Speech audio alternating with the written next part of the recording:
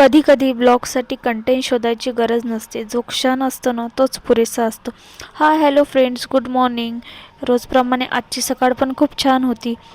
नेहमीप्रमाणे सर्व पटपट आवरलं, मेडिकलला वगैरे पोचले आणि मग काय, तेच डेली रुटीन, काही वेगळं नाही. तुमच्या लाईफमध्ये पण असंच आहे का? रोज तेच ते.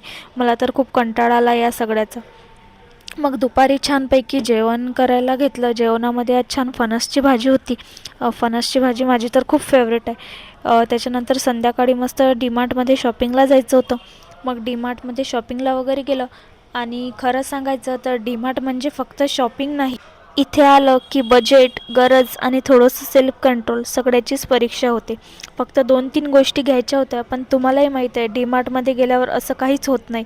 मग छान जे फक्त 2 जीन्स घ्यायच्या होत्या, पण कशाचं काय, जास्त एक्स्ट्राच्या गोष्टी घेतल्याच गेल्या. मग बिल वगैरे केलं आणि प्रोडक्ट खूप कमी होते, पण बिल खूप मोठं झालं होतं. आणि डीमार्टमध्ये शॉपिंग टेम्पररी असते, पण बाहेरून पॉपकॉर्न घेणं इट्स परमनंट असते. त्याच्यानंतर बाहेरून छानपैकी सुकीपुरी वगैरे खाल्ली. नंतर घरी जाऊन छानपैकी संध्याकाळी छान जेवण केलं. आणि जेवणामध्ये आज आवडीचा मेनू होता. छान जेवण वगैरे केलं आणि जेवण वगैरे केल्यानंतर छान स्वीट खाऊन, छान स्वीट अशा दिवसाचा स्वीट असा शेवट केला. थँक्यू. Thanks for watching.